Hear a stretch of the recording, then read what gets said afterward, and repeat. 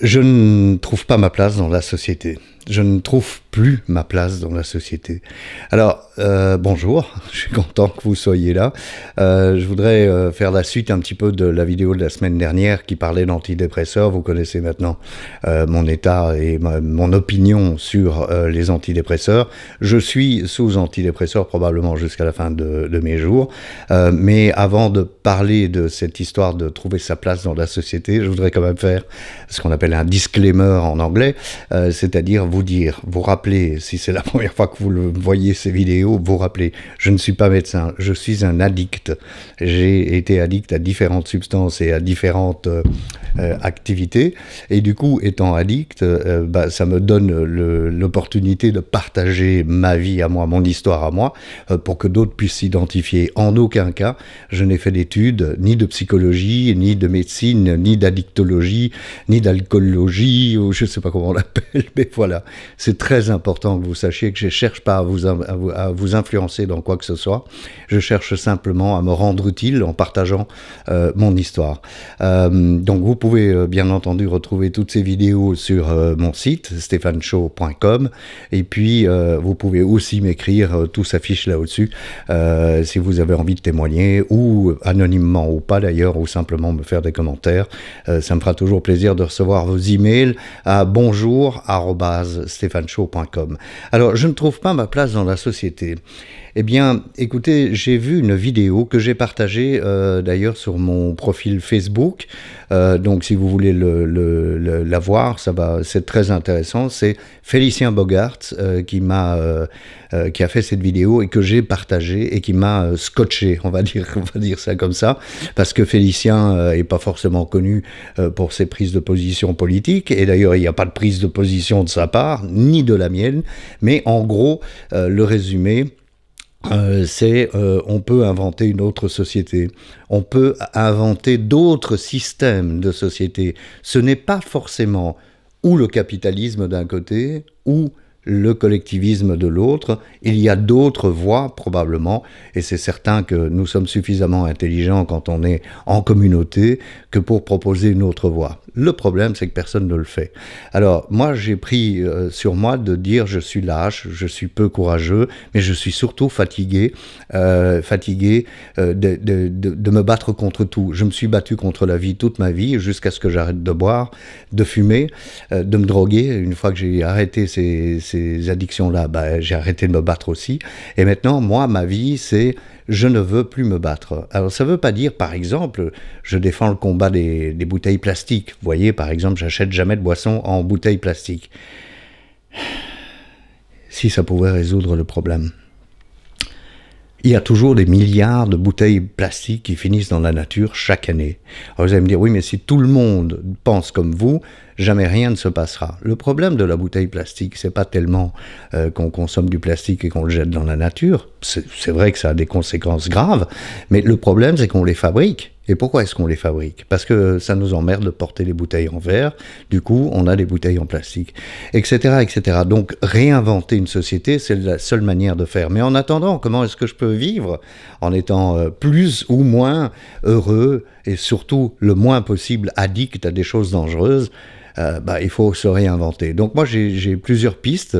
J'ai eu cette chance de demander de l'aide et de tomber sur une comment on va dire ça, une fraternité, voilà, une fraternité 12 étapes, des groupes de parole qui m'ont beaucoup appris et beaucoup aidé dans mes 5 premières années d'abstinence de l'alcool. J'ai eu la chance également d'avoir un esprit qui s'est ouvert à plein de choses, donc je me suis mis à lire énormément et enfin pas énormément en quantité, mais enfin énormément par rapport à ce que je faisais avant, puisque avant j'étais le genre de mec qui savait tout, à qui on pouvait strictement rien apprendre parce que j'avais toujours une opinion sur tout. Donc d'un côté une ouverture d'esprit qui fait que je me mets à lire, je découvre le bouddhisme, je découvre la méditation, je découvre cette fraternité et les groupes de parole, et je découvre la vie sans alcool. Après, je découvrirai la vie sans cigarette, et je suis toujours abstinent aujourd'hui et de l'alcool et de la cigarette, et bien sûr de la cocaïne que j'ai plus pris depuis les années 80. Et quelle est ma solution? Ma solution, c'est pas de dire, vous savez, il y a un panneau sur Facebook qui m'a beaucoup fait rire, qui a dit avant, j'étais dépressif, et puis j'ai découvert la méditation. Maintenant, je suis dépressif, mais je m'en fous. Et je trouve que c'est un peu ça que je veux faire passer.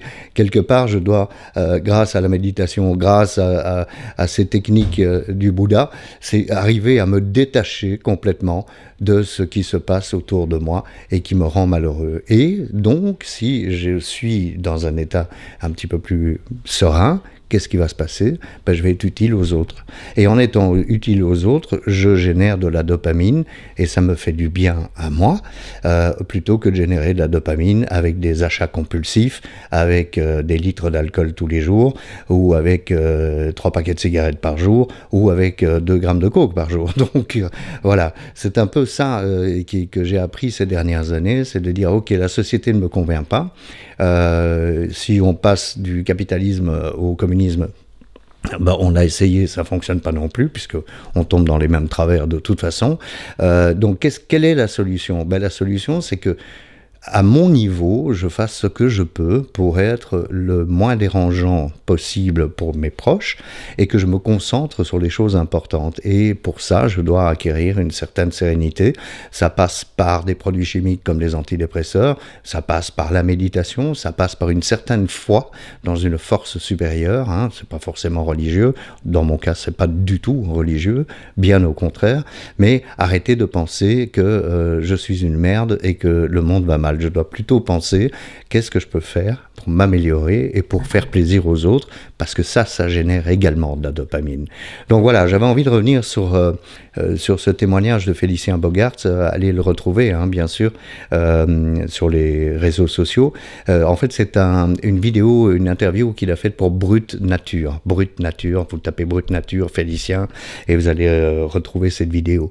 Et puis, encore une fois, ce que j'ai envie de partager avec vous aussi, c'est dans les messages que vous m'envoyez, vous me dites très gentiment que bon, ça vous inspire, etc. Mais vous savez, moi, tout a basculé le jour où j'ai mis le pied dans la porte de l'ouverture d'esprit. Quand cette porte de mon esprit s'est ouverte, j'ai mis le pied dedans, magique. C'est tout à fait magique, et je me suis jeté à bras le corps dans une autre vie en disant, moi, c'est plus possible que je souffre comme ça. À 54 ans, j'ai fait ça, j'en ai 61 aujourd'hui. Donc, si vous voulez, la société, elle est ce qu'elle est. Vous savez, ça a commencé il y a 10 000 ans. Hein. Ça a commencé avec l'agriculture, on a inventé le travail. Avant, on passait 3 jours semaine pour trouver de la nourriture, et le reste du temps, on passait du temps ensemble. Je vous parle de nos ancêtres d'il y a des centaines de milliers d'années, voire des millions d'années. On passait le reste du temps à partager du temps avec les nôtres. Hein. C'était des petits groupes, des petites communautés. Et puis, on a inventé l'agriculture, on a inventé le travail, le pouvoir est venu, la richesse est venue, et donc la quête de la richesse et du pouvoir a continué, et ça fait 10 000 ans que ça dure. Donc, croyez-moi, j'ai abandonné l'idée d'y changer quoi que ce soit. Le Che Guevara a essayé, beaucoup de révolutionnaires plus intelligents que moi ont essayé, ça ne fonctionne pas. Donc, qu'est-ce qu'on peut faire? Ben, au quotidien, je peux me débarrasser de ma colère, celle qui est contre la société, et être pour la société, en tous les cas, ce qui m'entoure. Mes enfants, ma famille, mes amis et collègues, ma compagne, mes animaux de compagnie, vous ne les voyez pas, mais ils sont tous les deux là. Il y a un chien ici en face qui s'appelle Paddy, et une chatte qui s'appelle Bella, juste à côté. Voilà, j'avais envie de vous parler de ça aujourd'hui. Je sais que parfois je dis des choses qui peuvent influencer certaines personnes. Je ne préconise rien du tout, et certainement pas les antidépresseurs. Je peux préconiser éventuellement ce qui m'a fait beaucoup de bien, c'est arrêter la drogue, arrêter l'alcool, arrêter la cigarette, arrêter de m'empiffrer, parce que je suis vraiment quelqu'un qui suis tombé dans cette addiction-là aussi. Et depuis, ça va beaucoup mieux, et je suis soutenu par cette fameuse béquille que sont les antidépresseurs. Voilà, je voulais partager cet état que j'ai depuis que je suis tout petit, où je ne trouve pas ma place dans la société. Eh bien, il y a une place dans la société pour tout le monde, pour chacun d'entre nous, à partir du moment où on se fait sa place en se disant « il ne faut pas que je sois le meilleur, il faut pas que... » C'est pas une compétition, il faut juste vivre tous les jours en essayant de vivre le mieux possible dans les conditions dans lesquelles on est. Voilà, merci, à la semaine prochaine.